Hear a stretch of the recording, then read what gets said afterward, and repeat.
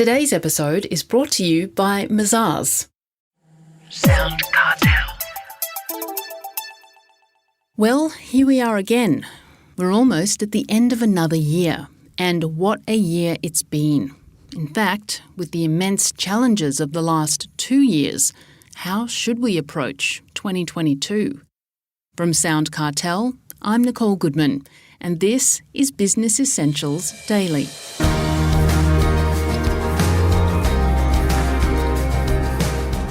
Now's the time to stop and unwind so that you're fresh and ready to take on, hopefully, a better 2022. So says business coach Emma McQueen, who offers her top tips on what you can do over Christmas to prepare for the new year. But first, she says, make sure you have a decent break. Chris Ashmore asks Emma why. Oh my goodness, if you don't take a break, you're going to feel like a wreck next year. I think there are a lot of people that I see that from about November through to December just crawl to the end of the year. And Chris, they're a bit feral sometimes. And sometimes we need to actually take a moment and go, why am I feeling like this? It's because I haven't had a break. And most of us haven't had a proper break for a couple of years now. And so now more than ever is an opportunity to down tools and just rest and recharge for the new year. Because a lot of people don't take a break during the year, do they? Well, in normal circumstances, maybe they do, but in the circumstances we've had over the last 2 years, what's been the point? Take a break to stay at home? Nah. Are there any mistakes that business people might make over the Christmas and New Year period when they do take a break? I think there are a lot of people, especially small businesses, who kind of can't turn off. And I get that. I'm a small business person myself. But I think if we have some really good strategies in place that we can use to have a good break, and I think the mistakes people make is they don't turn their out of office on.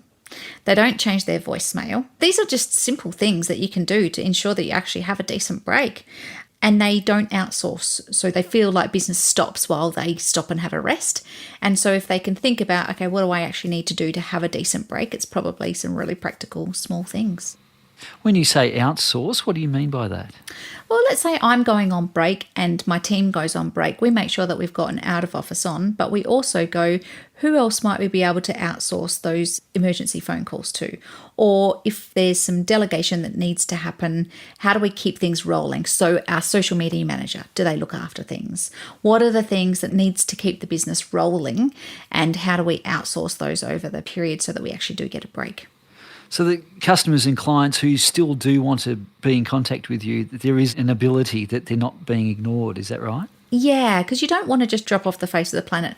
At the same time, Christmas is a great time because everyone's downing tools. So you wouldn't think you needed to outsource some things, but sometimes stuff happens and clients need you. So as long as there's a way for them to get you without it ruining your holiday, really. Well, the end of year is also a good time to reset and get the house in order for the year ahead. What are your top tips for people in business on what they could be doing to prepare for 2022? Yeah, well, I think that for all of those that are disappearing soon, you might want to think about what are the things that we need to reset for 2022. I think what happens is everyone goes, oh, I'll plan my to-do list till the end of the year, and then I get to the end of the year and then I go on holidays, and then they come back in the new year and they're like, where was I? Whereas if you can actually spend an hour or two, and I would say even if you're on holidays, an hour or two going, how is it going to be when I come back? What are the things I need to do to make sure that my first month back in is smooth? Because I think everyone forgets about that because we're tired. What do you do over the Christmas, New Year break normally, Emma? Well, we actually go to the beach for 6 weeks. So I am one of those people that takes 6 weeks off. But from a business perspective, what we're starting to do and what we did about a month ago is sat down and went, okay, what do we need to do to get the rest of the year done? And everyone, especially living in Melbourne or New South Wales, everyone's tired. So it's almost what do we need to do versus what are all the things we can do. Yeah. So what do we need to do? Let's get that list done.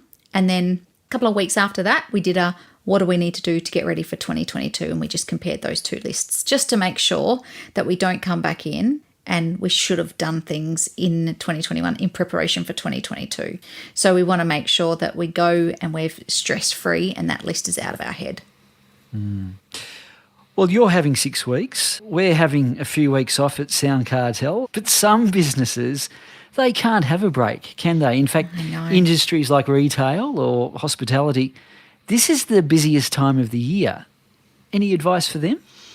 Yeah, I think particularly this year, they're going to be slammed. So if you're in hospitality or retail and you're listening to this, I am with you.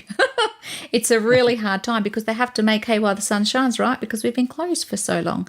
So I think a couple of things are about looking after themselves, like where's your self-care in that? Because it's going to be a busy time, so you need to look after yourself. Have you got your patience pants on? Because boy, oh boy, I reckon we're going to need it over Christmas. Because people will be demanding things of hospitality and retail that they probably haven't seen for a while. And then as I was reflecting on this question, I'm thinking Adam Fraser wrote a book called The Third Space, which is about time between meetings or time between moments. And so how you almost have an engagement with someone and then you are able to let that go so you can be fully present with the next person. And I think sometimes if you can use that third space when you're in hospitality or retail to just reset after each customer, that would be a really useful thing for people to do when it's super busy. So I would say make sure you take care of yourself. Make sure you've got your patience pants on and make sure that you use that third space. Now, New Year's resolutions, Emma, they're always popular. Mm-hmm. Are they a good idea, though? Do you make your own resolutions for the coming year? Look, I have done in the past, and one of the things about me is that I'm quite disciplined. So I have made some stupid ones, and then I'm so committed to them that I have gone through the entire year to do it. But then got to the end of the year and went, what was the point of that? So 80% of New Year's resolutions fail, right? We know that.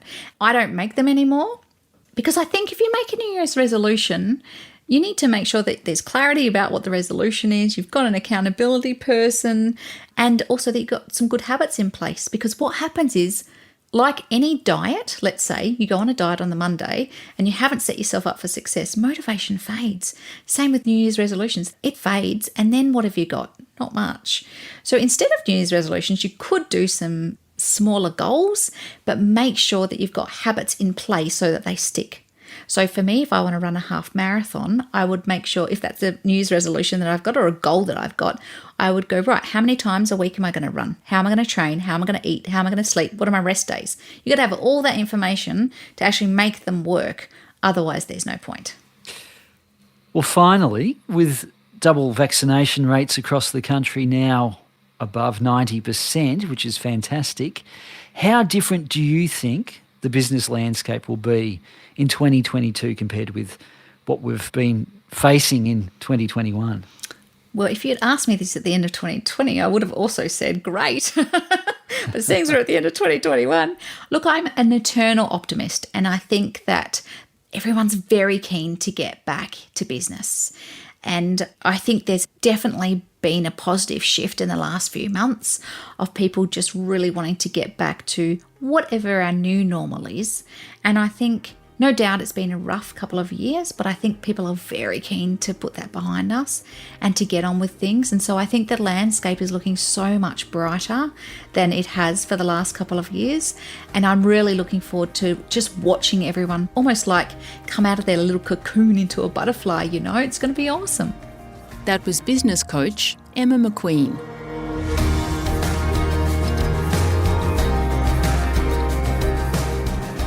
Business Essentials Daily is a SoundCartel podcast. Producers are Nick Schilberger, Chris Ashmore, Jeff Waters and myself. Technical production by Pete Letts and Belinda Trimboli. I'm Nicole Goodman. Thanks for listening. We'll bring you more Be Daily next week. SoundCartel.